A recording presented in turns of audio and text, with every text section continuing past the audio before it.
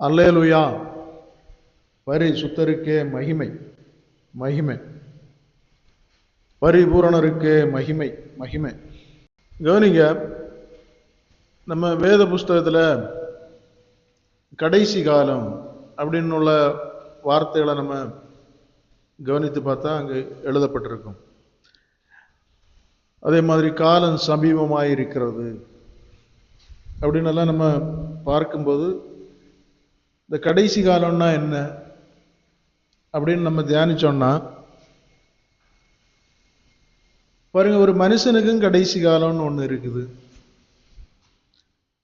தேவனால் சிருஷ்டிக்கப்பட்ட, அதிலும் குறிப்பா பூமியில சிருஷ்டிக்கப்பட்ட எல்லா சிருஷ்டிக்கும் ஒரு முடிவு இருக்கு. அதே மாதிரி உலகத்திற்கும் ஒரு முடிவு இருக்கு, கடைசி காலம். ஒவ்வொரு மனிதனுக்கும் முடிவு இருக்குது, கடைசி. இப்ப நம்ம உலகத்திற்கு முடிவை பற்றி யோசிக்க முன்னாடி நமக்கு ஒரு முடிவு இருக்குது. எந்த நேரத்துல நமக்கு மரணம் வரலாம். அப்ப மரணத்துக்கு மேலதான் நம்முடைய வாழ்க்கை ஓடிக்கொண்டிருக்குது. நம்ம தேசங்கள்ல பார்க்கும்போது எத்தனையோ விதங்கள்ல ஜனங்களை மரணம் ஆண்டு கொள்கிறத பார்க்கிறோம். விபத்துகள், நாசமோசங்கள், இனி இயற்கை பேரழிவுகள், இனி ஜனங்களினால ஜனங்களுக்கு வர மரணங்கள், இப்படி நிறைய மரணங்கள் பல வாசல்ல பிரவேசித்துட்டு இருக்கு. இவைகளெல்லாம் ஒரு மனிதனுக்கு யாருக்கு மேல மரணம் வருதோ அந்த மனிதனுக்கு அது கடைசியை ஏற்படுத்தி விடுகிறது. அப்ப கடைசி காலம்னாலே அது கடைசி வாய்ப்பு, ஒரு மனிதனுக்கு கடைசியாக கிடைக்கிற வாய்ப்பு. இந்த காலத்தையும் வேதம் என்ன சொல்லுதுன்னா உலகத்தின் முடிவு காலம் அல்லது உலகத்தின் கடைசி காலம் அப்படின்னு நிறைய இடங்கள்ல எச்சரிக்கப்பட்டிருக்கிறது. அப்படின்னா உலகத்தில் இருக்கிற நமக்கு ஒரு வாய்ப்பு, கடைசி காலம், ரட்சிப்பை சுதந்திரிக்கிறதற்கு தரப்பட்டிருக்கிற ஒரு வாய்ப்புன்னு உள்ளதை நம்ம நல்லா புரியணும். அநேகர் உலகத்திற்குரிய கடைசி காலம்னு உள்ளதை குறித்து பேசிட்டு இருப்பாங்க. அதுக்கு உள்ள நமக்கு ஒருவேளை இன்றைக்கு கடைசி காலமா கூட இருக்கிறதற்கு வாய்ப்பு இருக்கும். நம்மள அநேகர் மரித்து போற வாய்ப்பு இருக்கு. அப்ப நமக்கு மேல அப்படிப்பட்ட ஒரு மரணம் சாபங்கள் வழியாகவோ அல்லது பாவங்கள் இவைகளின் வழியா நம்ம மேல சம்பவிக்காமல் நம்முடைய ரட்சிப்பு நம்ம மேல சம்பவிக்கும்படியாக நாம் ஒரு விழிப்பா இருக்கணும். அதனாலதான் பிரசங்கியில பார்க்கும்போது, பிரசங்கி புஸ்தகத்துல விரும்பத்தகாத நாட்கள் நமக்கு மேல வரும் முன்னாடி நாம என்ன செய்யணும்னா தேவனுடைய அடைக்கலத்திற்குள்ள கடந்து போனோம்னு சொல்லியிருக்கு. அதனால நம்ம கடைசி காலம்னு சொன்னோம்னா அது ஏதோ உலகத்திற்கு வருகிற காலத்தை சொல்லியிருக்குன்னு அந்த ஒரு நினைவோட மாத்திரம் இருக்காம நம்முடைய வாழ்க்கையிலும் அப்படிப்பட்ட கடைசி சந்தர்ப்பம், வாய்ப்பு வந்துவிடக்கூடாது, முடிவு வந்துவிடக்கூடாது. அதற்கு முன்னாக நாம் தேவனுக்குள் அவருடைய ரட்சிப்பை சுதந்திரிக்கிறவர்களாய் அவருடைய பாதுகாப்புக்குள்ள கடந்து வந்து அவருடைய ரட்சிப்பை சுதந்திரித்து அவருக்குள் மரித்து அவருக்குள் உயிர்க்கிற ஒரு பாக்கியத்துக்குள்ள கடந்து வரணும். இதுதான் நம்முடைய ஒரு தேடுதலும் ஆவலுமாய் இருக்கணும். கண்மலையே சோதரங்கர்த்தா. பாருங்க, நம்ம இன்றைக்கு கடைசி காலம் என்கிறத குறித்து பார்க்கும்போது வேத புஸ்தகத்துல மனிதனுக்கு கடைசி காலங்கள் எல்லாம் எப்ப சம்பவிக்குது அப்படின்னு குறிப்பா சொல்லப்பட்டிருக்கும். அதுல இது உலக தோற்றம் முதல் கொண்டே இப்படிப்பட்ட காலங்களை தேவன் அனுமதித்திருக்கிறார். ஆதியாகமம் 6ஆம் அதிகாரம் எடுங்க, அதுல 5வது வசனத்தை படிங்க. மனுஷனுடைய அக்கிரமம் பூமியிலே பெருகினது என்றும் அவன் இருதயத்தின் நினைவுகளில் தோற்றமெல்லாம் நித்தமும் பொல்லாததே என்று கர்த்தர் கண்டு. பாருங்க, மனுஷனுடைய அக்கிரமம் பூமியிலே பெருகிற்று. அன்றைக்கு ஆதி மனிதர்கள் வாழ்ந்த அன்றைக்கெல்லாம் மனிதர்கள் பெருகத் தொடங்கினார்கள். ஒவ்வொரு மனிதனும் 900, 700, 800 இந்த மாதிரி 1000ற்கு கீழே வாழ்ந்த காலங்கள். அப்போ மனிதன் வெறும் மாமிசத்துல வாழும்போது அவன் வெறுமனே வாழ்ந்து விடவில்லை, கூட பாவமும் பெருகிற்று, அக்கிரமும் பெருகிற்று. மனிதன் செய்கிற கிரியைகள் தேவனுக்கு நோவு உண்டாக்கிற்று. அப்போ மனிதன் பாவம் பூமியிலே செய்கிறான். தேவன் அவன் என்னதும் செய்துட்டு போட்டுன்னு அப்படி பார்த்துட்டு இருக்கிற தேவன் அல்ல. இந்த பூமி படைக்கப்பட்டிருக்கிறதே, உலகத்தை தேவன் சிருஷ்டித்திருக்கிறதே, மனிதனை உண்டாக்கின நோக்கமே சாவாமை உள்ள தேவனை அவருடைய ராஜ்யத்துல நாம சாவாமையை தரித்தவர்களாய், அவருடைய பிள்ளைகளாய், இந்த உலகத்தை ஜெயம் கொண்டவர்களாய் அவருடைய ராஜ்யத்துல போகணும் என்கிறதற்காகத்தான் இந்த உலகம் படைக்கப்பட்டிருக்கிறது. ஆனா மனிதர்கள் தேவனுடைய சித்தத்தையும் விருப்பத்தையும் அறியாமல் அல்லது அறிந்தும் உணராமல் தங்களுடைய மாமிசமும் மனசும் விரும்புகிறபடி வாழ்ந்ததுனால நோவா காலத்துல அக்கிரமம் பெருகிற்று. மனுஷனுடைய நினைவுகள் அக்கிரம சிந்தையா மாறிற்று, பாவம் பெருகிற்று. அப்போ தேவன் அங்கே மனஸ்தாபப்படுகிறார். மனிதனை படைத்ததன் நோக்கமே மாறி நடந்து கொண்டிருக்கிறது. நோவாவை தவிர தேவனுடைய முன்பாக, அவருடைய பார்வைக்கு முன்பாக நல்ல மனிதர்களை பார்க்க முடியல, உண்மை உள்ளவர்களை பார்க்க முடியல. எல்லாருமே தேவனுடைய கண்களுக்கு முன்பாக துஷ்டத்தனங்களை, தேவன் விரும்பாத அருவருப்புகளை செய்கிறவர்களாய் காணப்பட்டார்கள். அது மாத்திரமல்ல, அதை செய்கிறதற்குரிய நினைவுகளோடு இருந்தார்கள். வாய்ப்பு கிடைச்சா அதை செய்வாங்க. அந்த மாதிரி ஒரு நிலைமைக்குள் இருந்ததுனால தேவன் அவர்களை அருவருத்தார். அவர்களை அழிக்கும்படியாய் தேவனுக்கு ஒரு நிர்பந்தம் உண்டாயிற்று. அது தேவனுடைய நீதி. பாவம் பெருகும்போது அந்த பாவம் அதனுடைய சம்பளமாகிய மரணத்தையும் அழிவையும் கொண்டு வர வேண்டியது தேவனுடைய நீதி. அதுதான் தேவ பிரமாணத்துல ஒன்று.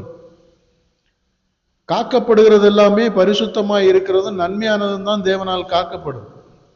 அசுத்தமானதும் அழிவுக்கு ஏதுவானதும் பாவமும் அது இருக்க வேண்டிய இடம் பாதாளம், அது தள்ளப்பட வேண்டிய இடம் வேற. வேதம் சொல்லுகிறது, பாதாளம் என்கிறது, நரகம் என்கிறது பிசாசிற்கும் அவனுடைய தூதர்களுக்கு ஆயத்தம் பண்ணின இடம், அவர்களுக்காக அமைக்கப்பட்டிருக்கிற இடம்.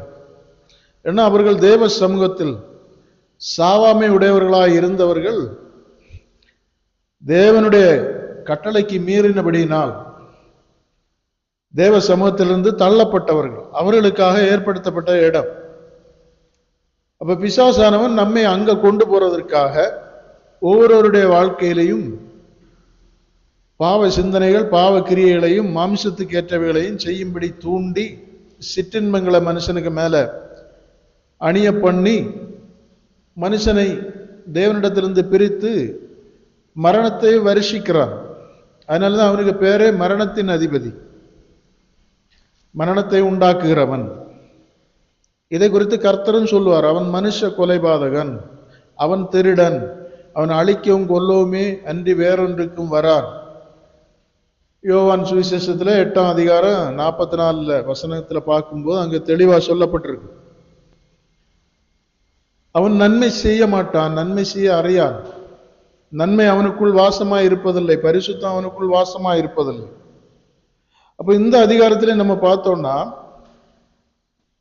அவனுக்கு உடன்பட்டு அவனினாலே வீழ்ந்த, தேவனுடைய கட்டளைகளை மீறி தேவனுடைய ராஜ்யத்தில் நிலை நிற்க முடியாமல் அவனுடைய வஞ்சனையில் விழுந்த தூதர்களும் மனுஷர்களோடு சேர்ந்து பாவம் செய்து ராட்சசர்கள் உண்டானதா அங்கு எழுதப்பட்டிருக்கு. அப்ப இப்ப தேவன் மனஸ்தாபப்படுகிறார். நம்ம ஆதியாகமத்துல பார்க்கும்போது நமது சாயலாக உண்டாக்குவோமாக என்று சொல்லி மனிதனை தேவ சாயலில் உண்டாக்கப்பட்டதை பார்க்கிறோம். அதே மனிதனை பிசாசு வஞ்சித்ததுனால அவன் தேவனுடைய சித்தத்தையும் அவருக்குள் நிற்க தகுதியற்று விழுந்ததுனால பிசாசு அவர்களை ஆண்டு கொண்டு கடைசியில பார்த்தா அவர்களை வஞ்சிக்கிறதும், தேவன் மனஸ்தாபப்படும்படிக்கு அவருடைய சித்தத்தின்படி மனிதன் அழிக்கப்பட வேண்டிய ஒரு சூழ்நிலைக்கு தள்ளப்படுகிறது தான் அங்க எழுதியிருக்கும். படிங்க அந்த வசனத்தை, 5 திருப்பி படிங்க. மனுஷனுடைய அக்கிரமம் பூமியிலே பெருகினது என்றும் அவன் இருதயத்தின் நினைவுகளில் தோற்றமெல்லாம் நித்தமும் பொல்லாததே என்று கர்த்தர் கண்டு தாம் பூமியிலே மனுஷனை உண்டாக்கினதற்காக கர்த்தர் மனஸ்தாபப்பட்டார். அது அவர் இருதயத்திற்கு விசனமாயிருந்தது. பாருங்க, தேவனுடைய இருதயத்திற்கு மனிதனை உண்டாக்கினது இப்ப விசனமாய் போயிற்று, வேதனையாய் போயிற்று, மனஸ்தாபமாயிற்று. மனிதன் தனக்கு கிடைத்த சுதந்திரத்துல தேவனில் நிலை நிற்காமல் பிசாசு தருகிற அந்த சிற்றின்பங்களுக்கு மயங்கி, அதனாலதான் வெளிப்படுத்தல சொல்லி இருக்கு, பிசாசை வேசி என்று சொல்லி இருக்கு. தன்னுடைய பொற்பாத்திரத்தில், கையில் இருக்கிற பொற்பாத்திரத்துல மதுவை ஊற்றி கொடுக்கிறாள் என்று போட்டிருக்கு. இந்த மாமிச வாழ்க்கையை ஆவிக்குரியபடி வாழ விடாம சரீரத்திற்குரிய சிற்றின்பங்களை கொடுத்து மனிதனை வஞ்சித்து விடும் என்று பிசாசை குறித்து சொல்லி இருக்கு. அந்தபடிதான் அந்த காலங்கள்ல தகாத உறவு முறைகளினாலே தேவன் ஏற்படுத்துகிற, தேவன் விரும்புகிற அந்த ஒழுக்கத்தின்படி ஜனங்கள் வாழாமல் தகாத காம விகாரங்கள்னால எழும்பி தூதர்கள் கூட, தேவகுமாரர்களாய் இருந்த அந்த தூதர்கள் விழுந்து போனவர்கள் மனுஷ ஸ்திரீகளோடு கூடி இப்படிப்பட்ட ராட்சச பிறப்புகளையும் அசுத்தமான பிறப்புகளை எல்லாம் உண்டாக்குனதை குறித்து நாம் அங்க பார்க்கிறோம். தேவன் மனிதனை ஒருவனை தான் உண்டாக்கினார், ஆணும் பெண்ணுமாக உண்டாக்கினார், ஒழுக்கமா வாழ்கிறதற்கு.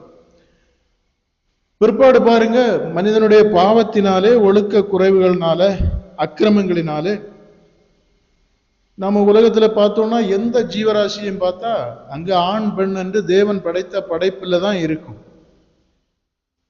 ஆனா மனிதர்களுக்குள்ளதான் பார்த்தோம்னா, இந்த ஆத்மாவுடைய மனிதர்களுக்குள்ளதான் அந்த ஒழுக்கங்கள் எல்லாம் மாறி இப்ப பார்த்தா இந்த காலங்கள்ல எல்லாம் ரொம்ப பாவமான காரியங்கள் நடந்து கொண்டிருக்கிறத பார்க்கிறோம்.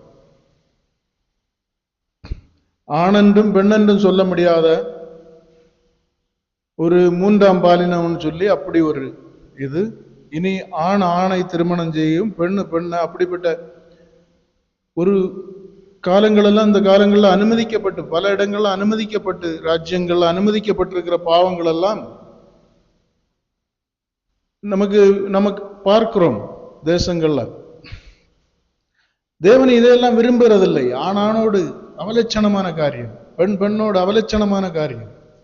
இனி ஆணும் பெண்ணுமா இருந்தாலும் அதற்கு ஒருவனுக்கு ஒருத்தி என்கிற ஒழுக்க முறைகள் எல்லாம் இருக்குது.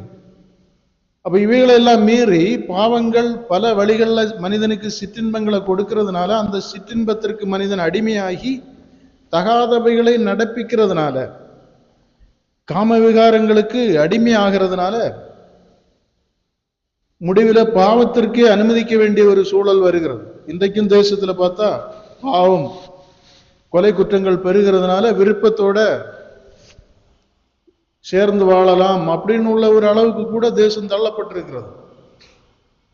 இதெல்லாம் நாம புரிந்து கொள்ள வேண்டும். தேவனை நாடுகிறவர்கள் பாவம் மிகுதியாகும் போது தேசங்கள்ல ஏன் அழிவு வருதுன்னா, முறைகேடான நாம் நம்ம இஷ்டப்படி வாழ்ந்துட்டு போறதுக்கு முடிகிற காரியம் அல்ல. நம்ம இஷ்டப்படி வாழ்கிறோம்னா அப்ப நமக்கு ஏன் மரணம் வருகிறது? நமக்கு மரணத்தை ஜெயிக்க முடியாது. இந்த உலகத்துல நாம இஷ்டப்படி நாம் நினைக்கிற காலம் இல்லை, இங்க வாழ முடியாது. இங்க அவுட்டானா நம்ம போயிட வேண்டியது. இங்க எது நமக்கென்று சொந்தம் சொல்லி கொண்டாலும் இங்க நம்முடைய வாழ்நாள் முடிந்து போகும்போது நம்ம முடிஞ்சிருது தான். அதுக்கப்புறம் நியாய தீர்ப்புக்கு போகணும். அப்ப இங்க நம்ம இஷ்டப்படி நாம் என்ன செய்ய முடியாது. நம்முடைய நினைவுகளின்படி எல்லாம் வாழ்ந்து சாவாமையாய் நமக்கு அப்படி வாழ முடியாது. சாவு மரணம் வரும்போது, அல்லது பாவம் மன்னிப்படையாமல் சாபமாய் மாறி மரணமாய் நம் முன்னே வரும்போது நம்மை பட்சித்து விடும்.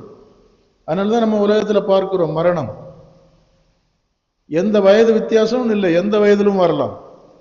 அப்படி தேசங்கள்ல அழிவு வந்து கொண்டிருக்கிறத நாம் பார்க்கிறோம்.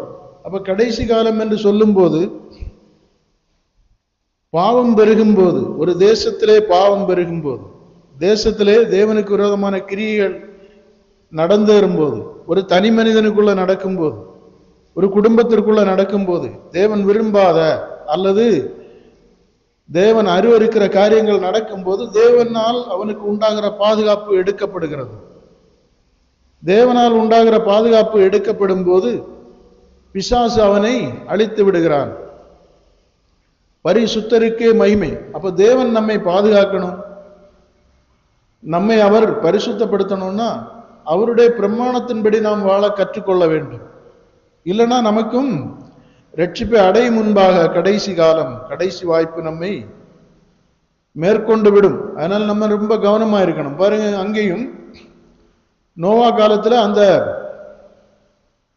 வெள்ளத்தினால தேசத்துல அழிவு வரைக்கு தேவன் அப்படி விரும்பினவர் அல்ல. மனிதனுடைய பாவமும் துரோகமும் அப்படி அவர் கைவிடும்படியாக அப்படி ஒரு சூழ்நிலையை கொண்டு வந்தது. அதுதான் அங்க எழுதியிருக்கு. அவர் மனஸ்தாபப்பட்டார், அவருடைய இருதயத்திற்கு விசனமாயிருந்தது. அதனால அவருடைய நீதியின்படி மனிதனை அழிவுக்கு ஒப்பு கொடுக்க வேண்டியது அவருடைய நீதி. அதே மாதிரிதான் கடைசி நியாய தீர்ப்புல அவருடைய நீதியின்படி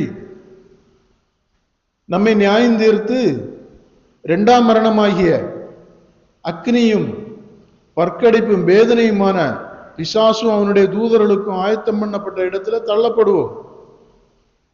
அதனால நாம என்ன நினைக்கிறோம்னா, நாம பாட்டுக்கு வாழ்கிறோம், உழைக்கிறோம், சாப்பிடுகிறோம், சம்பாதிக்கிறோம்.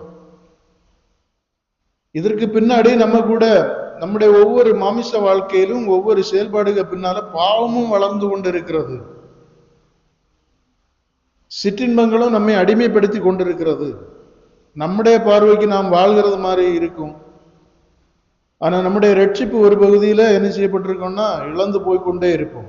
அது நம்மை ஒரு முடிவு காலத்திற்குள்ள கொண்டு போயிடும், திருப்பி வர முடியாத ஒரு தேசத்துக்குள்ள கொண்டு போயிடும். அதனால நாம வாழ்கிற இந்த வாழ்க்கையின் மத்தியில நம்முடைய ரட்சிப்பை நாம் பிரதானமாய் சிந்திக்க வேண்டியது அவசியமா இருக்கிறது. இப்ப பாருங்க, ஒரு மனிதன், தனி மனிதனை, பொதுவான ஒரு மனிதனை எடுத்துக்கொண்டா அவன் என்ன நினைப்பான்? ஒரு நல்ல வேலையை தேடி சம்பாதிச்சு வாழணும், யாருக்கும் பிரச்சனை இல்லாம வாழணும், பிற்பாடு மரணம் வந்த பிறகு தான் சம்பாதித்த தன்னுடைய பிள்ளை ஆளணும், இப்படின்னு தான் நினைச்சிட்டு இருப்பான். ஆனா இந்த வாழ்க்கைக்கு மத்தியிலே அவனுக்கு மரணம் வரும்போது அவன் எல்லாவற்றையும் விட்டு, தன்னுடைய சொந்தம் பந்தம், தான் தேடினது எல்லாவற்றையும் விட்டு அவன் போய் தான் ஆகணும். இந்த உலகத்தை விட்டு கடந்து போய் தான் ஆகணும். இப்ப கடந்து போகிறதுனால அவனுக்கு இது உலகத்தின் நியமம் தானேன்னு பார்த்தா அங்கே அவன் ஒன்றை இழந்து போகிறான். ஒருபோதும் திருப்பி வர முடியாத ஒரு இடத்துக்கு போய் சேருகிறான். இரண்டாம் மரணம், ரட்சிப்பை இழந்து விடுகிறான். அப்ப இதுலதான் மேட்டரே இருக்குது. ஏன்னா நாம இந்த உலகத்துல வாழ்கிறத தான் பார்த்துட்டு இருக்கிறோம். இந்த உலகத்தின் முடிவையும் மனிதர்களுக்கு இருக்கிற நியாய தீர்ப்பையும் இதிலிருந்து தப்பித்துக் கொள்கிறதற்கு தேவன் ஏற்படுத்தி வைத்திருக்கிற ரட்சிப்பையும் குறித்து கவலையற்று இருக்கிறோம். அதனாலதான் வேதத்துல சொல்லி இருக்கு, உங்கள் ரட்சிப்பை குறித்து கவலையற்று இருப்பீர்களானால், உங்களை நெருங்கி வருகிற உங்களுடைய வாழ்நாள்கள் குறுகி கொண்டிருக்கிற இந்த கடைசி காலங்களை குறித்து உணராதிருப்பீர்களானால், உங்களை விட்டு கடந்து போகிற இந்த நாட்களை குறித்து கவலையற்று இருப்பீர்களானால், உங்களுக்கு கிடைக்கிற வாய்ப்புகளை பயன்படுத்தாமல் இருந்தால், கிருபைகளை நீங்கள் பயன்படுத்தாமல் இருந்தால், சத்தியத்தை அறியாமல் இருந்தால், தேவனுடைய சித்தத்தை நீங்கள் உணராமல் இருந்தால், வரும் கோபாக்கினைக்கு நீங்கள் எப்படி தப்பித்துக் கொள்வீர்கள்? அப்ப கடைசி காலம் என்று சொல்லப்பட்டால் நம்முடைய கடைசியை நாம் சிந்திக்க வேண்டியதா இருக்கிறது. நமக்கு கிடைக்கிற வாய்ப்பை விடுகிறதே நாம் ஒரு கடைசியை நோக்கி போகிறோம். அப்படின்னா கடைசினா முடிவு. இந்த உலகத்திற்கே முடிவு இருக்கு. இந்த உலகத்துல நாம் காண்கிற எல்லாவற்றுக்கும் ஒரு முடிவு இருக்கிறது. வேதம் தெளிவா சொல்லுது, இந்த உலகம் சுருட்டப்படும், இயல்பொருளாக்கப்படும், புதிய வானம் புதிய பூமி உண்டாக்கப்படும், இந்த தீட்டுள்ள உலகம் அழிக்கப்படும் என்று வேதத்தை நம்புகிறவர்கள் நம்பித்தான் ஆகணும். வெளிப்படுத்தல் விசேஷத்துல சொல்லப்பட்டிருக்கிறது. பாருங்க, அப்ப நம்முடைய வாழ்க்கையிலும் சரி அல்லது உலகத்திலும் சரி ஒரு கடைசி நம்மை தொடும். எல்லா மனிதனுக்கும் அது உண்டு. அதற்கு முன்பாக நாம் ரட்சிப்பை சுதந்திரித்துக் கொள்ள வேண்டும் என்றுதான் வேதம் நமக்கு விளம்பிக் கொண்டிருக்கிறது, புரிய வைத்துக் கொண்டிருக்கிறது, புரிய முயற்சி எடுக்கிறது. நாம் அதை நன்றாக சிந்தித்து அந்த வாழ்க்கைக்குள்ள கடந்து வர பிரயாசப்படணும். கிடைக்கிற காலங்களை பிரயோஜனப்படுத்தணும். அதுவும் இப்பொழுதே பிரயோஜனப்படுத்தணும். ஏன்னா இனி ஒரு ரட்சிப்பை அடைகிறதற்குரிய சூழ்நிலைகள், ஐக்கியங்கள், வாய்ப்புகள் குறைந்து காணப்படும். நீங்க அப்படியே எடுங்க, அதே ஆதியாகமத்துல 18ஆம் அதிகாரம் 20வது வசனத்தையும் 21ஐயும் படிங்க. பரிசுத்தருக்கே மகிமை. பின்பு கர்த்தர் சோதோம் கொமோராவின் கூக்குரல் பெரிதாயிருந்ததினாலும் அவைகளின் பாவம் மிக கொடியதாயிருந்ததினாலும் நான் இறங்கி போய் என்னிடத்தில் வந்து எட்டின அந்த கூக்குரலின்படியே அவர்கள் செய்கிறார்களோ இல்லையோ என்று பார்த்து அறிவேன் என்றார். பாருங்க, சோதோம் கொமோரா பட்டணத்தின் அழிவை குறித்து அங்க அப்படி சொல்லப்பட்டிருக்கும். எப்படின்னா, அந்த சோதோம் கொமோரா பட்டணத்தின் கூக்குரல் பெரிதாய் இருந்தது. பாவத்தின் கூக்குரல் அல்லது அநியாயத்தின் கூக்குரல் அல்லது அக்கிரமங்களின் கூக்குரல் அல்லது பெரியோர் சிறியோரை அடிமைப்படுத்துதல், ஏதோ ஒன்று தேவ நியமத்திற்கு விலகி நடந்த சம்பவங்களினுடைய ஒரு காரியங்கள் தேவனை நோக்கி கூப்பிட்டதென்றும் அவர்களுடைய பாவம் கொடிதாய் இருந்ததென்றும் அது தேவ சமூகத்தை வந்து எட்டிற்று என்றும், அப்போ அதற்கு முடிவு உண்டாக்க அவைகள் சரிதானா என்று பார்க்க வந்தது மாதிரி சொல்லியிருக்கோம். ஆண்டவருக்கு தெரியாத காரியம் இல்லை, நாம் புரியும்படியே அப்படி எழுதப்பட்டிருக்கு. அப்போ அவர் ஒரு தூதனாய் இறங்கி வருகிறார் ஆபிரகாமினிடத்துல. தாம் செய்ய போகிற காரியத்தை குறித்து அவனிடத்துல பேசுகிறார். அப்போ ஆபிரகாம் மனஸ்தாபப்பட்டு அங்கே நீதிமான்களையும் துன்மார்க்கரோடு எடுத்துக்கொள்வீரோ என்று கேட்கும்போது ஆண்டவர் நீதிமான்களை காட்ட சொல்லுகிறார். அப்ப தேசத்தில் நீதிமான்கள், நன்மையை விரும்புகிற மனிதர்கள் குறையும் போது, பரிசுத்தத்தை அணிந்திருக்கிறவர்கள் குறையும் போது, வெறும் அக்கிரமக்காரர்களுக்காக உலகத்தை தேவன் ஓட விடுகிறதில்லை. முற்றிலும் அக்கிரமக்காரர்கள் எல்லாம் உலகத்துல பெருகிவிட்டார்கள் என்றால் உலகத்தினுடைய ஆயுசு குறைந்து விடும், அநியாயங்கள் பெருகிவிடும். தேவ சமூகத்துல பாவத்தின் நீதி வெளிப்படும்படியான ஒரு உத்தரவுக்கு பிறப்பிக்கப்பட வேண்டிய ஒரு கட்டாயம் உண்டாகும். பரிசுத்தருக்கே மகிமை. அப்ப இவைகளை தான் தீர்க்க தரிசனமாய் வெளிப்படுத்தல எழுதியிருக்கு. அங்கேயும் சோதோம் கொமோரா பட்டணத்தை தேவன் அக்கினியினாலே அழித்து போடுகிறார். அது தேவ நீதி. நமக்கு பார்த்தா தெரியும், ஏன் தேவனுக்கு மன்னித்து விட வேண்டியதானே. பாவத்திலிருந்து மனம் திரும்பாத ஒரு மனிதனை எத்தனை தடவை மன்னிச்சாலும் என்ன பிரயோஜனம்? அடிமைத்தனத்திலிருந்து எழும்ப மாட்டேன் அப்படின்னு சொல்லுகிற ஒரு மனிதனுக்கு முடிவுதான் என்ன? வாய்ப்புகள் பல கொடுக்கப்பட்டும் இருதயத்தை கடினப்படுத்தி கொண்டிருக்கிற பார்வோனை போல இருக்கிறவனுக்கு என்னதான் கர்த்தர் செய்ய முடியும்? பாருங்க, உலகம் நினைக்கிறது மாதிரி அவர் உடனே ஒரு மனிதனை அப்படி பரிசுத்த இருதயங்களை எல்லாம் கொடுத்து அப்படி ஒன்றும் ஆக்க முடியாது. இயேசு கிறிஸ்து நமக்கு வைத்த மாதிரியின்படி வாய்ப்புகளும் கிருபையும் சத்தியமும் நமக்கு கொடுக்கப்படும். அதை பற்றி பிடிக்கவும், அதை சுதந்திரித்துக் கொள்ளவும், அதை சொந்தமாக்கி கொள்ளவும் நாம படிக்கணும். அல்லாம தேவன் ஒவ்வொரு மனிதனையும் மன்னித்து பரலோகத்தை கொடுக்கிறதுன்னு சொல்லுறதெல்லாம் நாம நினைக்கிற முட்டாள்தனம். தேவன் தம்முடைய நீதியிலிருந்து விலகுவதில்லை. பரிசுத்தருக்கே மகிமை. நமக்கு அவருக்கு இஷ்டப்படி பரலோக ராஜ்யத்தை தருகிறதா இருந்தா அவர் எதுக்கு பூமியில வந்து இப்படி ஒரு மாதிரியான வாழ்க்கையை வாழ நமக்கு காட்டி தந்து, அவர் எப்படி இந்த வழியும் சத்தியம் ஜீவனுமாய் எப்படி உலகத்தையும் பிசாசையும் ஜெயிக்க வேண்டும் என்று எல்லாம் நமக்கு காட்டி தரணும். சும்மா நம்மளை எடுத்து பரலோகத்தை விட்டா போதுமே. தேவனிடத்தில் அவர் பரிசுத்தராய் இருக்கிறது மாதிரி நாமும் அப்படிப்பட்ட நீதியை உடையவர்களாக தான் போக முடியும். தேவ சமூகத்தில் அவருடைய நீதியின் பிரமாணத்தை தரித்து தான் போக முடியும். சும்மா அப்படி போயிட முடியாது. அப்படி மன்னிக்கதா இருந்தா பிசாச கூட ஆதியிலே மன்னிச்சுட்டு இருந்தா போதுமா இருந்து. அப்ப இந்த மாதிரிப்பட்ட காரியங்களுக்கே தேவையில்லை. ஆதாம மன்னித்தா போதுமா இருந்து. அநேகருக்கு மன்னிப்புனா என்னன்னு தெரியல. பரிசுத்தருக்கே மகிமை, பரிபூரணருக்கே மகிமை. நாம் விடுதலை ஆகிறதுக்கு பேர் தான் மன்னிப்பு. நாம் விடுதலை ஆக வேண்டும் என்கிறதற்கு தரப்படுகிற ஒரு வாய்ப்பு தான் மன்னிப்பு என்கிறது. அந்த வாய்ப்பை நாம் பயன்படுத்தலைன்னா நமக்கு மன்னிப்பு இருக்காது. பரிசுத்தருக்கே மகிமை, அது நம்மை கடைசி காலத்திற்குள்ள கொண்டு போயிடும். அப்ப பாருங்க, அங்க சோதோங்குமார பட்டணத்திலையும் இப்படி ஒரு சம்பவத்தை நாம் அறிகிறோம். பாவம் தேவனை அவருடைய நீதியை செய்யும்படியாய் இறங்கிட்டு என்று அறிகிறோம். அதே மாதிரி இன்னும் பாருங்க, பரிசுத்தருக்கே மகிமை. வெளிப்படுத்தல் 16ஆம் அதிகாரம் எடுங்க. வெளிப்படுத்தல் 16ஆம் அதிகாரம் தொடக்கத்திலிருந்து பாருங்க. பரிசுத்தருக்கே மகிமை.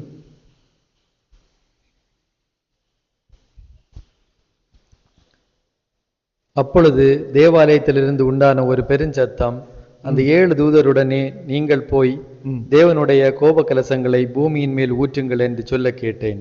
பாருங்க, தேவனுடைய கோப கலசத்தை பூமியின் மேல் ஊற்றுங்கள் என்று அவர் தம்முடைய தூதருக்கு கட்டளை இடுகிறதாய் சொல்லப்பட்டிருக்கு.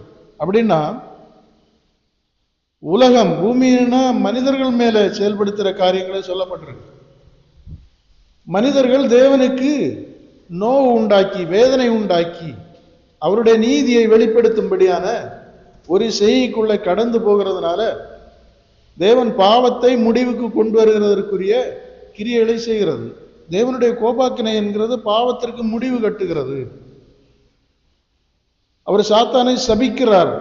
தேவன் சபித்தார், உன் தலையை அவர் நசுக்குவார் என்று, உன் ஆட்சி அதிகாரங்களை முடிப்பார் என்று.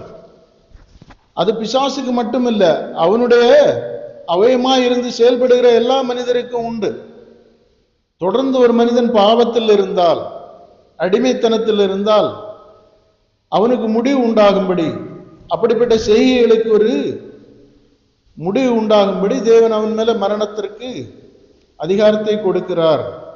அவனுக்கு கிடைத்த வாய்ப்புகள் எடுக்கப்படுகிறது. அந்தபடியே தான் முழு உலகத்திற்கும் எல்லாம் பாவத்துல பெருகிறதுனால தேவன் கோபாக்கின எல்லார் மேலேயும் மரணம் வரும்படியாய் பல வழிகள்ல மரணத்தின் ஆளுகைக்கு அவர் இடம் கொடுக்கிறார். அப்போ அதுலதான் நம்ம பார்க்கும்போது அங்க யாருக்கு அழிவு வருதுன்னு போட்டிருக்கோம். படிங்க. முதலாம் தூதன் போய் தன் கலசத்தில் உள்ளதை பூமியின் மேல் ஊற்றினான். உடனே மிருகத்தின் முத்திரையை தரித்தவர்களும் அதன் சொரூபத்தை வணங்குகிறவர்களும் ஆகிய மனுஷருக்கு பொல்லாத கொடிய புண் உண்டாயிற்று. பாருங்க, வேதனை. புண்ணுன்னா உடனே நீங்க சரீரத்தில் வர புண்ணுன்னு நினைக்க கூடாது.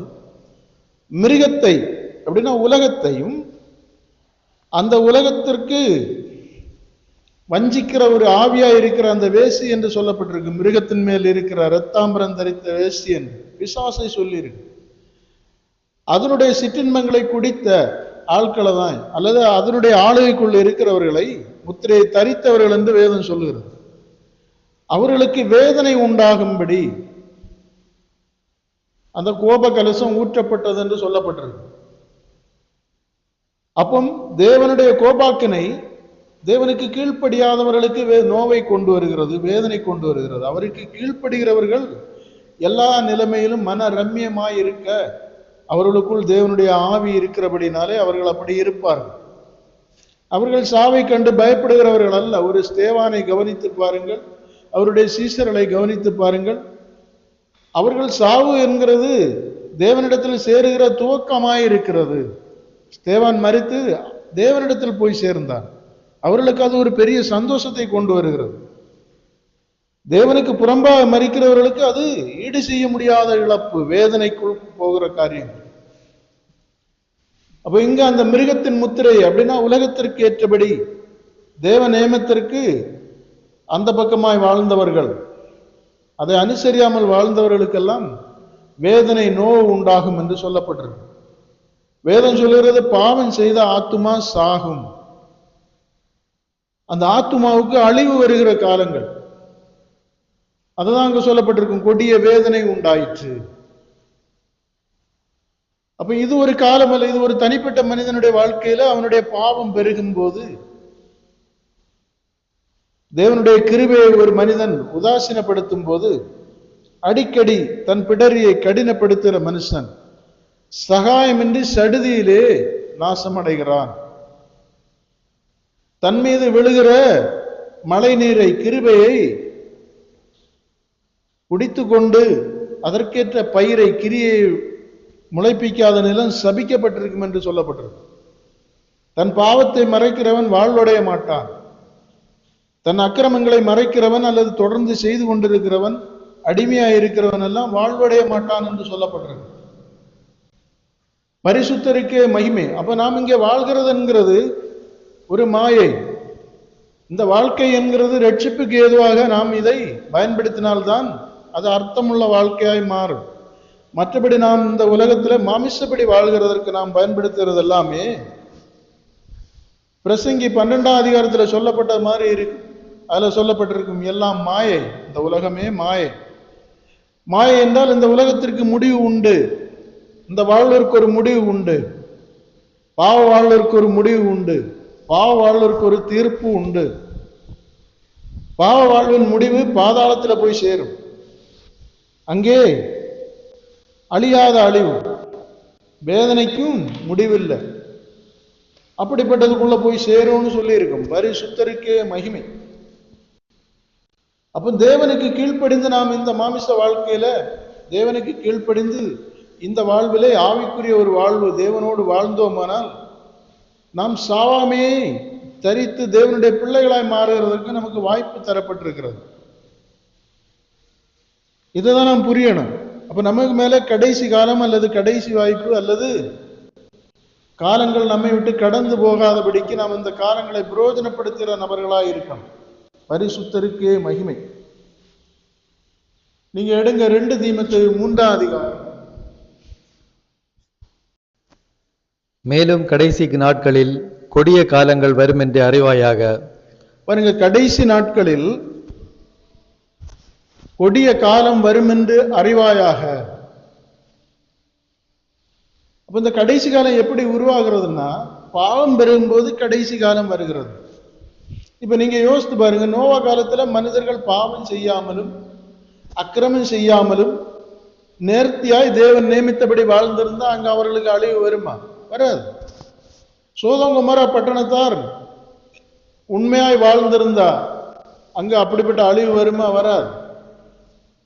அப்ப கடைசி காலம் அல்லது கொடுமையான காலம், கொடிய காலங்கள் வருகிறதற்கு காரணம் மனிதன் தேவனை அறியாமல் இருப்பதும், தேவனோடு இணையாமல் இருப்பதும், நன்மையானதை தேடாமல் இருப்பதும் பரிசுத்த குறைவுகளாய் காணப்படுகிறதுனால பிசாசுடைய ஆதிக்கங்களும் ஆளுகைகளும் மனிதர் மேல் பெருகி இப்படிப்பட்ட அழிவுக்குள்ள கொண்டு வருகிறது.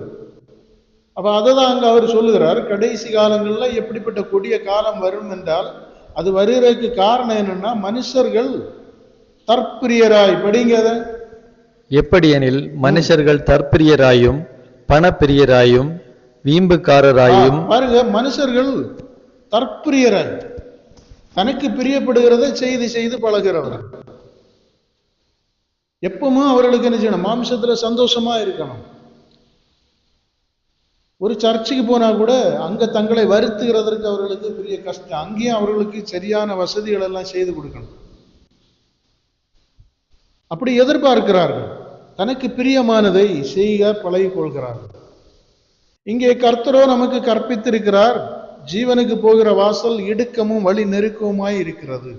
ஏன்னா நமக்குள்ள இருக்கிற இந்த ஜென்ம சுவாபங்கள், பாவ சுவாபங்கள், அடிமைத்தனங்கள், நம்முடைய பழைய மனிதன் எல்லாம் களைந்து போட வேண்டியதா இருக்கிறது. அப்படியானால் கிறிஸ்து நமக்கு நியமித்த பிரமாணத்தின்படி அந்த வழிகளின்படி வாழ்கிறதற்கு நாம் பிரயாசப்படணும்னா இந்த உலகத்துக்கு ஏற்ற வேஷத்தோடு நம்ம காணப்படக்கூடாது அப்படின்னு தான் அங்க சொல்லப்பட்டிருக்கு. ஆனா நாமும் இங்க கடைசி காலங்கள் வருகிறதுக்கு காரணமாக நாம் தற்பிரியராய், இனி பணப்பிரியராய், தற்பிரியராயும் பணப்பிரியராயும் வீம்புக்காரராய். பாருங்க, மனுஷனுடைய சுவாபம் எவ்வளவு மோசமா போகுது. பணப்பிரியர், பணத்தை ஏன் சம்பாதிக்கணும்னா அதனால நமக்கு என்ன செய்யலாம்?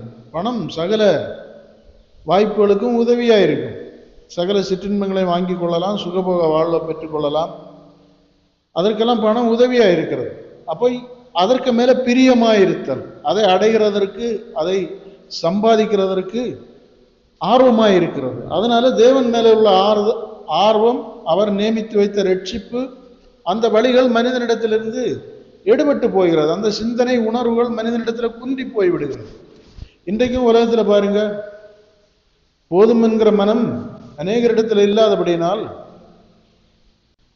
உலக வாழ்க்கையை வாழ வேண்டும், அதுல சிற்றின்பமா இருக்கணும், தானும் தன்னுடைய சந்ததிகளும் இந்த உலகத்துல இன்பமா வாழணும் என்கிறதற்காக பணத்தை சம்பாதிக்கிறதுலேயே ரட்சிப்பின் நாட்களை இழந்து போறதை பார்க்கிறோம்.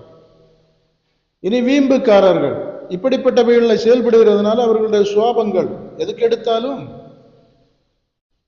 வித்தியாசமா பேசுகிறது, சைக்கோ மாதிரி பேசுகிறது, கோவப்படுகிறது, வீம்பு வார்த்தைகள், நான் என்று ஒரு அகந்தையோட செயல்படுகிறது. இதெல்லாம் மனிதர்களுக்குள்ள பெருகிறதுனால முடிவு, ஒரு மனிதன் தாக்குகிறான், ஒரு மனிதனிடத்திலிருந்து ஒரு மனிதனுக்கு கோபம் வருது, ஒருவனை ஒருவன் புறக்கணிக்கிறான், ஒருவர் கனம் பண்ணாமலும் மதியாமலும் ஒழுக்கக்கேடுகள்னாலும் கொலைகள், களவு, காம விகாரம் போன்ற பிசாசனுடைய கிரியைகளை அவன் செயல்படுத்துறதற்கு மனிதன் வழிவகுத்து கொடுக்கிறதுனால ஈஸியா பிசாசு மனிதர்களை வஞ்சித்து பழிபாவங்களுக்குள்ள கொண்டு போய் விடுகிறார். படிங்க தொடர்ச்சியா. அகந்தை உள்ளவர்களாயும் தூஷிக்கிறவர்களாயும் தாய் தகப்பன்மாருக்கு கீழ்ப்படியாதவர்களாயும். பாருங்க, இப்படிப்பட்ட குணங்களை உடையவர்களை நீங்க சிந்திச்சு பாருங்க. பண ஆசை உடையவன் பெற்றோருக்கே நல்ல செலவு காரியங்களை செய்ய மாட்டான், அந்நியவர்களுக்கு ஒன்றும் கொடுக்க மாட்டான், தேவைப்பட்டவர்களுக்கே உதவ மாட்டான். ஏன்னா அவன் அதன் மேல குறியா இருக்கிறான். வீம்புக்காரன்ட்ட பேச முடியாது, சமாதானத்தை பேச முடியாது, தற்பிரியன்ட்ட பிறர் நலத்தை குறித்து பேச முடியாது, அவனுக்கு அவனுடைய நலன்தான் முக்கியம். அப்ப இவர்களுக்குள்ள எங்கே தேவனையும் அவருடைய பிரமாணத்தையும் தேட முடியும்? அப்ப இப்படிப்பட்ட மனிதர்கள் பெருகும்போது ஒருவரை ஒருவர் கடிந்து கொள்ளுதல், ஒருவரை ஒருவர் தாக்குதல், ஒருவருக்கு ஒருவர் எதிராக வாழுதல், இவைகள் பெருகும்போது பாவம் பெருகிறது, தேசத்துல துஷ்டத்தனங்கள் பெருகிறது, சாத்தானுடைய ஆளுகை அதிகமாகிக் கொண்டிருக்கிறது. காம விகாரம் பெருகும்போது பல வெரைட்டிஸான பாவங்கள் பெருகி கொண்டிருக்கிறது. அதே மாதிரி பண ஆசை பெருகும்போது பல வழிகளில், குறுக்கு வழிகளில் அதை சம்பாதிக்கிறது. இப்படித்தான் தேசம் தேவனை அறிகிற அறிவில் இருந்து விலகி அவருடைய பிரமாணத்தை புறக்கணித்து அவருக்கு நம்முடைய முகத்தை மறைத்து கொண்டிருக்கிறோம். அதனால அநேகர் தேவனற்றவர்களாய் வாழ தொடங்கி விட்டார்கள், தேவனை ஏற்றுக்கொள்கிறதில்லை. அவர்கள் தங்களுடைய இந்த மாமிச வாழ்வதற்கு முக்கியத்துவம் கொடுக்கப்படுகிறதுனால அதை குறித்த சிந்தனையில, அதை குறித்த சித்தாந்தங்கள்ல தான் பேசிக் கொண்டிருக்கிறார்களே தவிர தேவனுக்குரிய காரியங்கள் மனுஷர்கள்ட்ட எடுபடாம போய் கொண்டிருக்கிறது. இது காரணம், இப்படிப்பட்ட குணங்கள் இருக்கிறதுனால பிசாசு அவர்களை எளிதாக வஞ்சித்து விடுகிறான், பழிபாவங்களுக்குள்ள கொண்டு போய் விடுகிறான். இன்னைக்கும் பாருங்க, உலகத்துல காலங்கள் ஏன் இவ்வளவு மோசமா போகுதுன்னா எல்லாரு கையிலையும் இந்த அறிவியல் சார்ந்த கருவிகள் அதிகமா வாரதுனால, உதாரணத்துக்கு வீடுகளில் பார்த்தா டிவி, கையில பார்த்தா செல்போன், அதுலேயும் எத்தனையோ வகை, எவ்வளவோ மேட்ருகளை அதுக்குள்ள வச்சிருக்கு. கேமரா இருக்கும், இன்னும் எங்கெங்கேயோ நடக்கிற காரியங்களை எடுக்கிறதுக்குள்ள நெட் வசதிகள், இனி அனுப்புகிறது, தான் கண்ட காட்சிகளை மற்றவர்களுக்கு அனுப்புகிறது, மற்றவர்களிடத்தில் இந்த காட்சிகளை மெசேஜ்களை வாங்குறது. இப்ப பேசி கொண்டிருக்கிற நாமே அப்படிப்பட்டதுதான் பயன்படுத்தி கொண்டிருக்கிறோம். பாருங்க, இப்படிப்பட்ட ஒரு காலத்திற்குள்ளே உலகம் போய் கொண்டிருக்கிறது. அப்ப இவைகளிலே அவர்களை அறியாமலே அநேகர் அடிமையாகி இவைகளை வருகிற நன்மையும் தீமையும் கடந்து வருகிற இந்த இதுல இருக்கிறதுல தீமை இன்பமாய் வருகிறது, ஆபாசங்களாய் அசுத்தங்களாய் அவைகளுக்கு அடிமையாகி போகிறவர்கள் உண்டு. வீடுகள்ல இந்த சீரியல் காரியங்கள் எல்லாம் பார்த்துட்டு இருப்பாங்க, சினிமா, இப்படிப்பட்டவைகள்ல அவைகள் மனிதர்களுக்கு ஒரு மெதுவா வருகிற ஒரு ஆலோசனையை கொண்டு வரும். மெல்ல மெல்ல அதை பார்த்து கொண்டிருக்கிற ஸ்திரீகளோ புருஷர்களோ ஏதோ ஒரு தத்துவத்திற்கும் கொள்கைகளுக்கும் அடிமையாகி போகிறத பார்க்க முடியும். இயற்கையாகவே இருந்த மனிதர்கள் பிறகு செயற்கையாய் மாறி கடைசியில தங்களுக்கென்று ஒரு தலைவரை, தத்துவவாதிகளை தேடுகிற ஒரு சூழ்நிலைக்கு தள்ளப்படுகிறதுனாலே தேவன் அவர்களை ஆள விடாமல் மனுஷர்கள் தங்களுக்கு ஆளுகிறதற்கு மனுஷர்களை தேடிக்கொண்டார்கள் என்று நாம் வேதத்துல பார்க்கிறோம். நியாயாதிபதி புஸ்தகத்துல தேவன் அவர்களை தம்முடைய தீர்க்கதரிசிகள் வழியாய் தம்முடைய வல்லமே ஒரு மனிதனுக்கு ஸ்பெஷலா கொடுத்து அந்த மனிதன் வழியா அவர்களை ரட்சித்து கொண்டு வந்தார். அந்த மனிதன் வழியாய் மற்ற ஜாதிகளிடத்திலிருந்து தம்முடைய ஜனத்தை காத்து கொண்டு வந்தார். அந்த வழிகளில் வந்ததுதான் சிம்சோன், கிதியோன், அங்கே நிறைய இருக்கும், பாராக், இரட்சகர்களாய் அவர் ஏற்படுத்தினார். அப்படி தேவன் அவர்களை ஆளாமல் மனுஷர்கள் ஆளும்படியாய் தங்களுக்கு ஒரு ராஜாவை கேட்டுக்கொண்டார்கள் என்று. அது மாதிரிதான் இன்றைக்கு மனிதர்களும் பாவம் தங்களை ஆண்டு கொள்ளவும், மனிதர்களுடைய கொள்கைகளும் சித்தாந்தங்களும் சிற்றின்பங்களும் தங்களை ஆண்டு கொள்ளும்படியாய் தேவனுக்கு இடம் கொடாமல் போகிறார்கள். அப்ப நாம பயன்படுத்துகிற இப்படிப்பட்ட பொருட்கள்னால தேவன் நம்மை ஆண்டு கொள்ள முடியாம நாம் அடிமைத்தனத்திற்குள்ள போறதுனால வீடுகள்லையும் சிறு பிள்ளைகள் முதல் பெரியோர் வரை இப்படிப்பட்ட ஒரு முத்திரை அல்லது ஒரு அடிமைத்தனம், ஒரு ஆளுகைக்குள்ளதான் புதைந்து கிடக்கிறார்கள். அதனால மெல்ல பாவங்கள் வருகிறது. நம்ம செல்போன் வழியாட்டே எவ்வளவோ பாவங்கள், யார் யாரோட தொடர்புகள், ரகசிய பாவங்கள் செய்கிறதற்கு எவ்வளவு வாய்ப்புகள் நம்ம செய்தித்தாள்கள் எல்லாம் பார்க்கிறோம். கள்ள தொடர்புகள். அப்ப பாருங்க, இதெல்லாமே மனிதனை இந்த கடைசி காலங்களை உருவாக்கும்படி செய்து விடுகிறது. மனுஷனை ஒரு தேவனிடத்திலிருந்து விலகும்படியாய் செய்து விடுகிறது, அடிமைப்படுத்தும்படியாய் செய்து விடுகிறது. பாருங்க, அதனால நாம இதுல சிந்திக்க வேண்டியது என்னன்னா, நாம பாவம் செய்து நமக்கு நாமே கடைசி காலங்களை வருஷிக்காம அல்லது மரணத்தை வருஷித்துக் கொள்ளாமல் நன்மையும் பரிசுத்தமானதை நாம் செய்து நம்முடைய வாழ்நாளை தேவன் தீர்மானிக்கும்படி நம்ம இடம் கொடுக்கணும். பாருங்க, பரிசுத்தவான்களுடைய மரணம் எல்லாம் தேவன் தீர்மானிக்கிறதா இருக்கும். எப்ப எவ்வளவு காலம் இந்த உலகத்துல இருக்கணும், எப்போ அவனை எடுத்துக்கொள்ள வேண்டும் என்கிறதும் எப்போ ஒப்பு கொடுக்கணும்னு உள்ளதும் தேவனுக்கு தெரியும். அப்படித்தான் அவர்கள் கிறிஸ்துவுக்குள் மரித்தார்கள். அவர்களுடைய மரணம் தேவனுடைய அந்த நாளும் நாளிகையிலும் அவர் ஒப்பு கொடுத்ததிலும் அவருடைய சித்தத்தின்படி நடக்கிறது, அவருடைய அழைப்பின்படி இருக்குது. மற்ற மனிதர்களுக்கெல்லாம் பாவம் முன்னோர் பெற்றோர்கள் வழியா வருது, சிறு பிள்ளைகளையும் கொண்டு போகுது, கட்டுக்கடங்காத பாவங்கள், எல்லை மீறி போகிற பாவங்கள் மன்னிப்படையாமல் சாபமாய் மாறி அவர்களை தங்களுக்கு குறுகின நாட்களை உண்டாக்கி கொள்கிறத பார்க்கிறோம், சாபங்களை உண்டாக்கி கொள்கிறத பார்க்கிறோம். அப்ப நம்ம பாவம் செய்து நமக்கு ஒரு கடைசி காலங்களை நாம் உருவாக்கி கொள்ளாமல் நம்முடைய ரட்சிப்பு நமக்குள்ள ஈடேறும்படியாக தேவனுடைய பலத்தை கருத்துக்குள்ள வரணும். அதனால உலகத்தில் இருந்து நமக்கு இப்படிப்பட்டதான வாய்ப்புகள் பிசாசினால கொடுக்கப்படும் போது அவைகளை நாம் அனுபவிக்க அல்லது அவைகளை பயன்படுத்தும் போது நம்ம ரொம்ப கவனமா இருக்கணும். ஏன்னா முடிவில் அவைகள் நம்மை ஜெயித்ததா இருக்கும். பாருங்க, உலகத்தை தேவன் மனிதனுக்கு உலகத்தை மனிதனுடைய பாதத்திற்கு அவர் ஒப்பு கொடுத்தார். ஆனா இன்னைக்கு உலகத்தை மனுஷன் தூக்கி வச்சிருக்கான் தலையில. பரிசுத்தருக்கே மகிமை, பரிபூரணருக்கே மகிமை, எல்லாமே அவனுக்கு மேல இருக்குது. அவன் எல்லாவற்றையும் தன்னுடைய பாத்தின்கள் அடிமைப்படுத்த வேண்டிய மனிதன் இப்ப பாவம் அவனுக்கு தலைக்கு மேல இருக்குது. எப்போ அவனை பட்சிக்கலாம் என்று வலுசற்பத்தை போல காத்திருக்குது. மன்னிப்படையாத பாவங்கள் மனிதனை வஞ்சிக்கிறதுக்கு காத்திருக்குது. இதெல்லாம் மனிதன் உணராமல் சிற்றின்பங்கள்ல மயங்கி இருக்கிறதுனால வெளிப்படுத்தல சொல்லியிருக்கு, பிசாசு அவனையே எளிதாக அழித்து விடுகிறான்னு சொல்லியிருக்கு. நீங்க வெளிப்படுத்தல் 16ஆம் அதிகாரம் 17, 18 எல்லாம் பார்த்தா அங்க சொல்லப்பட்டிருக்கு அழிவுகளை குறித்து, அதற்கு காரணமாய் மனிதர்கள் நடந்து கொண்ட முறைமைகளையும் குறித்து சொல்லப்பட்டிருக்கு. படிங்க இதுல மீதிய தொடர்ச்சிய. நன்றி அறியாதவர்களாயும் பரிசுத்தம் இல்லாதவர்களாயும் சுவாப அன்பில்லாதவர்களாயும் இங்க அழகா சொல்லியிருக்கு. அவர் சொல்லுகிறார், கொடிய காலங்கள் எப்படி வருகிறது என்றால் நன்றி அறியாதவர்கள். மனிதன் தேவனுக்கே நன்றி சொல்லுகிறது. இந்த உலகம், இந்த உலகத்தின் நியமங்கள், இந்த சூரியன், சந்திரன், இந்த கிரகங்கள், நட்சத்திரங்கள், இந்த உலகத்துல மழை, காற்று, கடல், வெயில், இதெல்லாம் நடக்கிறதற்கு தேவன் ஒரு பிரமாணத்தை, நியமத்தை வைத்திருக்கிறார். அந்த நியமம் மாறுச்சுன்னா மனுஷன் முடிஞ்சான். அதை நினைத்து தேவனுக்கு நன்றி சொல்ல முடியும்.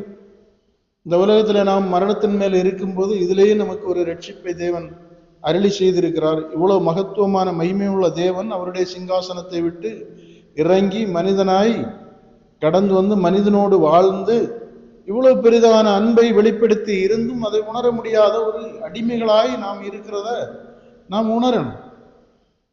அதை உணராத பட்சத்தில் நாம் நன்றி அறிவில்லாதவர்களாய், அதுதான் அங்க சொல்லி இருக்கு, நாம் சக மனிதர்களோடும் நன்றி அறிவில்லை, தேவனோடும் நன்றி அறிவில்லாதவர்களாய் இருக்கிறோம். ஏன்னா நாம் இந்த உலகத்துல நம்முடைய தேவைகளை எல்லாம் நாமே செய்து கொள்கிறது இல்லை. அநேகர் ஒன்றாக இருக்கிறதுனாலதான் நம்முடைய தேவைகளும் சந்திக்கப்படுகிறது. அப்போ ஒரு விதத்துல நாம் இந்த உலகத்திற்கு உண்மையாய் உத்தமமாய் வழிகாட்டியாய் நன்மை செய்கிறவர்களாய் நம்மோடு இருக்கிற மற்றவர்களுக்கு நாம் அவர்களுடைய தேவைகளுக்கு நாம் பயன்படுத்தப்பட வேண்டிய ஒரு நபராய் இருக்கிறோம்.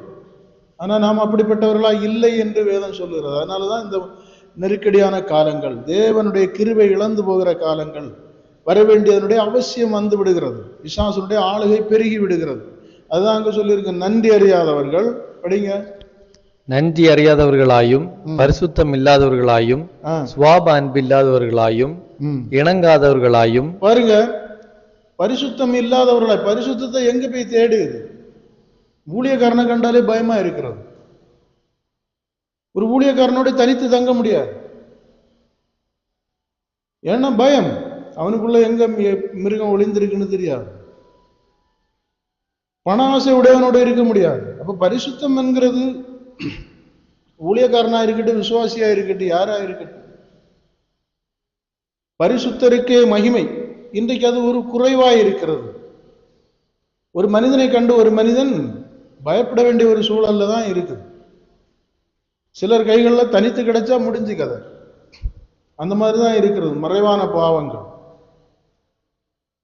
அப்போ பரிசுத்தம் இல்லாதவர்களும். படிங்க. பரிசுத்தம் இல்லாதவர்களாயும் சுவாப அன்பு இல்லாதவர்களாயும் இணங்காதவர்களாயும். அவதூறு அன்பு இல்லாதவர்கள், இணங்காதவர்கள். இந்த பாருங்க, வேதத்துல சொல்லி இருக்கு, எல்லாரும் நல்ல சோபத்துல இருப்போம்னு சொல்ல முடியாது. ஏன்னா ஜென்மமாய் வருகிற சோபங்கள் உண்டு. ஆனா நம்முடைய சோபங்களை நாம் மாற்றிக்கொள்கிறதற்கு தேவன் நமக்கு வழி சொல்லி இருக்கிறார். அதான் மத்தேயு 5, 6, 7. அப்போ நம்முடைய அந்த சோப அன்பை நாம் மாற்றிக்கொள்ள வேண்டும். நமக்கு வாய்ப்பு தரப்பட்டிருக்கிறது, வழி சொல்லப்பட்டிருக்கிறது, நமக்கு நாட்கள் தரப்பட்டிருக்கிறது. அப்போ அவைகளை நாம் செய்யாத பட்சத்துல நாம் சோப அன்பு இல்லாதவர்களாக தான் இருப்போம். பிறனிடத்தில் அன்பு கூறுகிறதற்கு ஒருவன் கேட்கிறான், எனக்கு பிறன் யார் என்று. அப்ப கர்த்தர் சமாரியனுடைய கதையை சொல்லி, இப்ப உனக்கு புரிஞ்சா யாரு பிறன் என்று. உன்னுடைய உதவியை பெற்றுக்கொள்ள எவனுக்கு தேவை இருக்கிறதோ அவனுக்கு செய். உன்னுடைய அன்புக்கு எவன் தேடுகிறானோ, எவனுக்கு அன்பு குறைபட்டிருக்கு அதை செய். அப்ப இதெல்லாம் செய்ய சொல்லுகிறார். அப்பதான் சோபம் மாறும். பரிசுத்தருக்கே மகிமை. அப்ப இவைகளை தேவன் சொல்லுகிற அந்த காரியங்களை செய்யாவிடில் நமக்கு சோபம் மாறாது. அப்ப சரீரத்துல நாம் செய்ய வேண்டியதை செய்தாக வேண்டும். எல்லாமே சோபம் எல்லாம் தேவன் புதிய இருதயத்தை தந்து ஒண்ணு மாற்ற மாட்டார். அப்படி இங்க யாருக்கும் மாறினதா இல்லை. நியாயத்தீர்ப்பு காலம் வரைக்கும் நமக்கு வெளிப்படுத்தல் சொல்லப்பட்டிருக்கு. அங்க யாருக்குமே அவர் புதிய இருதயத்தை கொடுத்ததாட்டும் இல்லை. புதிய இருதயம் தரப்படும் என்று சொல்லப்பட்டிருக்கிறது. தேவனோடு சேர்ந்தால் அவனுக்கு உண்டாகும் என்கிறது தான் அதனுடைய நியமம். தேவனோடு சேராம தேவன் சொன்னதின்படி செய்யாம இருந்தா புதிய இருதயம் ஒண்ணும் வராது, புதிய ஆவியும் வராது. பாவத்திலே கடினப்பட்டு கடைசியில மகா பாபிலோன் என்கிற பேயினுடைய நாமம் நமக்கும் தரிக்கப்படும். அருவருப்புகளுக்கு தாய் என்று அவனுக்கு சொல்லப்பட்டிருக்கும். அதுக்கு நமக்கு உள்ளேயும் அந்த தாய் இருக்கும், அருவருப்புகள். ஆனால் நம்ம கவனமா நம்முடைய வாழ்க்கையை கடந்து போக வேண்டியதா இருக்கிறது. நம்முடைய ரட்சிப்பை சுதந்திரிக்க வேண்டியதா இருக்கிறது. இதை தான் முன் அறிந்து பவுல் சொல்லும் போது இப்படி சொல்லுகிறான். பாருங்க எவ்வளவு அனுபவம். நன்றி அறியாதவர்கள், சோபா அன்பில்லாதவர்கள் உருவாவார்கள். இதுதான் கடைசி காலங்களே நமக்கு கொண்டு வருகிறது. இதனால்தான் பூமியின் சத்துவங்கள் அசைக்கப்படுகிறது, யுத்தங்கள் உண்டாகிறது. மனுஷனுக்கு அன்பு இல்லை, அதனால யுத்தங்கள் உண்டாகிறது. பக்கத்துல அடிதடி நடக்குது, வீட்டுக்குள்ள சண்டை சச்சரவுகள், பக்கத்து வீட்டுல பிரச்சனை வருது, பக்கத்து தேசம் ஜாதி மதம் என்கிற போர்வையில பிரச்சனைகள் நடக்கிறது. தெளிந்த புத்தி குறைந்து போய்விடுகிறது. ஒரு ராஜ்யத்திற்கும் இன்னொரு ராஜ்யத்திற்கும் பிரச்சனை நடக்குது.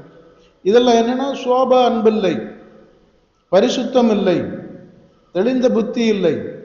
இப்படிப்பட்டவைகள் மனிதர்களிடத்திலே பெருகும் போது இப்படிப்பட்ட அநியாயமும் அக்கிரமமும் தேவன் வெறுக்கிற அக்கிரம செய்கைகள், அக்கிரம சிந்தைகள் இவைகளெல்லாம் பெருகும் போது அது ஒரு தனி நபர் அளவில் இருந்தது ஒரு பல மனிதர்களிடையே போய் இப்ப தேசம் அளவில் போய் விரிவடைந்து கொண்டிருக்கிறது. தேசங்கள் ஒன்றை ஒன்று தாக்கவும். அதுதான் கர்த்தர் சொல்லுகிறார். கடைசி காலங்களை குறித்து அவருடைய சீஷர்கள் கேட்கும் போது ஜனத்திற்கு விரோதமாய் ஜனமும் இனத்திற்கு விரோதமாய் இனங்களும் எழும்பி ஒன்றை ஒன்று தாக்கும். பூமியின் சத்துவங்கள், மனிதன் வாழும்படியாய் தேவன் அமைத்து வைத்திருந்த தத்துவங்கள் எல்லாம் அசைக்கப்படும், மாறும். நம்ம உலகத்துல பார்க்கிறோம், மனிதர்கள் வாழுகிறதற்காக தேவன் கட்டளையிட்டிருந்தவைகள் எல்லாம் இப்ப தேவனுடைய கோபாக்கினையை வெளிப்படுத்தி கொண்டிருக்கின்றன. மழைனா ஒரே மழை, புயல்னால் அழிகிறதை பார்க்கிறோம், வெள்ளத்தினால் அழிகிறதை, அளவுக்கு மிஞ்சின வெள்ளத்தினால் அழிகிறதை பார்க்கிறோம், பூமி அதிர்ச்சிகள்னால. அதே மாதிரி பெருத்த காற்றுனால, இடி மின்னல்கள்னால, புயல்னால, கடல்னால எவ்வளவு அழிவுகளை நாம் பார்த்து கொண்டிருக்கிறோம் பூமியில. மனிதனை காக்க வேண்டிய தேவ சத்துவங்கள் எல்லாம் இப்ப தேவனுடைய கோபாக்கினையை வெளிப்படுத்தி கொண்டிருக்கிறது. அப்ப இதெல்லாம் ஊற்றப்பட்டு கொண்டிருக்கிறது. அப்ப நம்ம இதெல்லாம் புரியணும். கடைசி காலம் நம்மை மேற்கொள்ள வந்து கொண்டிருக்கிறது. கள்ள தீர்க்கதரிசிகள் எழும்பி பலத்த கிரியைகளை செய்து கொண்டிருக்கிறார்கள், ஜனங்களை வஞ்சித்துக் கொண்டிருக்கிறார்கள். அதே மாதிரி மிருகம் உலகத்தினுடைய ஆசாபாசங்களுக்குள் மனிதன் அடிமையாகி கொண்டிருக்கிறான். காம விகாரம் வயது வித்தியாசம் இல்லாமல் அநேகரை பாவம் செய்ய தூண்டுகிறது.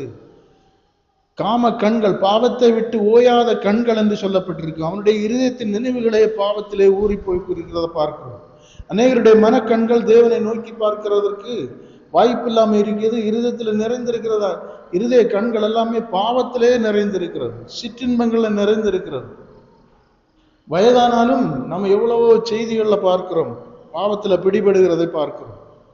ஒருவனும் தன்னுடைய பாவத்தை குறித்து உணர்வு இல்லாமலும், தான் கழித்து போட்ட நாட்களை குறித்து வேதனை அடையாமலும், தன் துஷ்டத்தனங்களை விட்டு மனம் திரும்பாத அளவுக்கு வஞ்சிக்கப்பட்டு கொண்டிருக்கிறதெல்லாம் நாம் பார்க்கிறோம். பாருங்க, அப்ப எவ்வளவு கவனமா நம்ம வாழ்க்கையை கொண்டு போகணும். படிங்க மீதி உள்ளதா. சுவாப அன்பில்லாதவர்களாயும், இணங்காதவர்களாயும், அவதூறு செய்கிறவர்களாயும், இச்சையடக்கம் இல்லாதவர்களாயும், கொடுமை உள்ளவர்களாயும், நல்லோரை பகைக்கிறவர்களாயும். எல்லாமே அதுல தெளிவா சொல்லி இருக்கு. நல்லோரை பகைக்கிறவர்கள், சுவாப அன்புள்ள, கொடுமை உள்ளவர்கள், இணங்காதவர்கள். மனிதனுடைய இப்ப நம்ம எதையாவது பேச முடியுமா? ஒரு மனிதனுடைய அவன் எதை பிரியப்படுகிறானோ, ஒரு மனிதனை நாம முதல்ல அவனை பற்றி தான் அறியணும். அவன் எப்படிப்பட்ட சுபாவம் உடையவன், எப்படிப்பட்ட அறிஞ்சிட்டு அதற்கேற்றபடி நாம் போனாதான் சமாதானமா போக முடியும். ஒரு ஐஸ்வர்யவான் இருக்கிறான் அல்லது ஒரு அதிகாரத்துல உள்ளவன் இருக்கிறான்னா முதல்ல அவனுடைய சுபாவத்தை நாம் தெரிந்து கொண்டு அவனுக்கு ஏற்றபடி வாழ்ந்தாதான் கொஞ்சம் சமாதானமா போக முடியும். பாருங்க, அதே மாதிரிதான் இப்ப தேசங்கள்ல நடந்து கொண்டிருக்கிறது. அதெல்லாம் எவ்வளவு தெளிவா சொல்லி இருக்கிறது. இப்படி இருக்கிறபடியினால்தான் கடைசி காலங்கள் நம்மை ஆண்டு கொள்ள வருகிறது. நமக்கும் ஒரு கடைசியை, முடிவை உண்டாக்க, கடைசி காலம்னா முடிவு காலம், நம்முடைய வாழ்க்கையிலும் ஒரு முடிவை உண்டாக்க வருகிறது. அதனால இன்றைக்கு இந்த வார்த்தைகளை கேட்கிற சகோதர சகோதரிகள், கடைசி காலம், உலகத்தின் முடிவு அப்படி சிந்திக்கிறது ஒரு பக்கம் இருந்தாலும், உங்களுடைய வாழ்க்கையில பாவம் உங்களை எங்க கொண்டு போயிட்டு இருக்குது? உங்க இருதயத்துல அடிமைத்தனங்கள் எவ்வளவு வேரூன்றி இருக்குது? உங்களால இனி திரும்பி வர முடிகிற சூழ்நிலையில இருக்கிறீங்களா? அல்லது உங்களுடைய வாழ்க்கையை, நாட்களை அது முற்றுகை போட்டு விட்டதா? எவ்வளவு சீக்கிரமா நீங்க இனி செயல்படணும், எவ்வளவு சீக்கிரமாய் மனம் திரும்பணும். பாருங்க, உங்கள இருக்கிற அடிமைத்தனங்கள், ரகசிய பாவங்கள் உங்களை எவ்வளவு தூரம் ஆளுகை செய்திருக்கிறது, எவ்வளவு அடிமைப்படுத்தி கொண்டிருக்கிறது. பொய் புரட்டான வாழ்க்கை, தேவனுக்கு பயம் இல்லாம வாழ்கிற வாழ்க்கை, இதெல்லாம் உங்களை எவ்வளவு அடிமைப்படுத்தி வச்சிருக்கிறதுங்கிறத நீங்கள் இன்றைக்கு உணர்ந்தாக வேண்டும். பரிசுத்தருக்கே மகிமை, பரிபூரணருக்கே மகிமை. அதே வாக்கியத்துல அதை புறப்படிங்க, கடைசிக்கு வாங்க. அதே அதிகாரத்துல கடைசியில வேத வசனங்கள் எல்லாம் நமக்கு சீர்திருத்தத்துக்காக எல்லாம் சொல்லப்பட்டிருக்கும். படிங்க. வேத வாக்கியங்கள் எல்லாம் தேவ ஆவினாலே அருளப்பட்டிருக்கிறது. தேவனுடைய மனுஷன் தேர்ந்தவனாகவும், தேவனுடைய மனுஷன் தேறினவனா பாஸ் ஆனவன், இவைகளை ஜெயித்தவனாகவும். தேறுகிறதுன்னா நம்ம என்ன சொல்லுவோம்? தேர்வுல தேறிட்டான். அந்த மாதிரி தேறினவன் அப்படின்னா ஞானத்தை உடையவனாய் இருந்து, தேவ மனுஷன் இவைகளை ஜெயிக்கிறவனாய் இருந்து, இவைகளால் அவன் ஜெயிக்கப்படாமல் இவைகளை அவன் அழித்து ஒழிக்கிற மனிதனாய் இருந்து, எந்த நற்கிரியையும் செய்ய தகுதி உள்ளவனாகவும் இருக்கும்படியாக. எந்த நற்கிரியையும், தேவன் நம்மை கொண்டு எதை செய்ய விரும்புகிறாரோ, நல்ல கிரியைகளை செய்ய விரும்புகிறாரோ, எந்த நற்கிரியைகளையும் செய்ய ஒரு தகுதி படைத்த நபராயிருக்கணும். அப்படின்னா எந்த நற்கிரியை நாம செய்யணும்னா தேவன் எதை சொன்னாலும் கீழ்ப்படுகிற ஒரு மனிதனாய் இருக்கணும். அப்போ அதற்கு தகுதியுடைய மனிதனாய் இருக்கணும். அப்ப தேவ மனுஷன்னா அப்படியெல்லாம் உள்ள காரியங்கள் நம்ம மேல சம்பவிக்கணும். படிங்க. அவைகள் உபதேசத்துக்கும் கடிந்து கொள்ளுதலுக்கும் சீர்திருத்தலுக்கும் நீதியை. தேவ வசனங்கள் நாம எந்த நற்கிரியையும் செய்கிறதற்கு நம்மளை தகுதிப்படுத்தும்படி, அது நம்மை கடிந்து கொள்கிறதற்கு, அப்படின்னா நம்மில் இருக்கிற அசுத்தமான அறியாமைகளை நமக்கு புரிந்து தருகிறதற்கும், நம்மை அந்த அவ்வழிகளில் செல்லாமல் நம்மை திசை திருப்பி தேவனிடத்துல கொண்டு வரதுக்கு கடிந்து கொள்கிறார். கடிந்து கொள்கிறன்னா அப்படி செய்யாத, இது தவறு என்கிறதை புரிய வைத்து நம்மை தேவனிடத்துல கொண்டு வருகிறதற்கு நமக்கு தருகிற எச்சரிப்பின் வார்த்தைகளாய் நீதியை படிப்பிக்கிறதுக்கும் பிரயோஜனமுள்ளவைகளாய் இருக்கிறது. பாருங்க, அப்ப தேவனுடைய, நாம் தேவனை பைபிளை படிக்கிறோம், இவைகளை தியானிக்கிறோம், அல்லது இப்ப பேசப்படுகிற காரியங்களை கேட்கிறோம்னா இவைகள் எல்லாமே நம்மை தேறின மனிதனாய், தேவ மனிதனாய் மாற்றுகிறதற்காக தரப்படுகிறது, அவருடைய ரட்சிப்பை சுதந்திரித்துக் கொள்கிறதற்காக. அதனால பிரியமான சகோதர சகோதரிகள், இந்த வார்த்தைகளை கேட்கிறவர்கள் இதை ஒரு மனிதன் பேசுகிறதா எண்ணாம, கண்மலையே சோதரங்கர்த்தாவை தேவனுடைய கிருபையினாலே நாம் நமக்கு உணர்விக்கும்படியாய் தேவன் தருகிற கிருபைகளை, இங்க பேசுகிற எல்லாருமே பரிசுத்தவானும் கிடையாது, அதனால கேட்கிறவர்கள் எல்லாம் மிகவும் மோசமானவங்களும் கிடையாது. அப்படி அல்ல. நம்மில் நாம் எந்த இடத்துல வீழ்ந்திருக்கிறோம், எந்த இடத்துல அடிமைப்பட்டிருக்கிறோம் என்கிறதை நாம் எல்லோரும் நமக்கு ஒருவருக்கு ஒருவர் புத்தி சொல்லி உணர்ந்து கொண்டு புரிந்து கொண்டு தேவன் தருகிற கிருபைகளை நாம் பயன்படுத்தி கொள்ளணும்.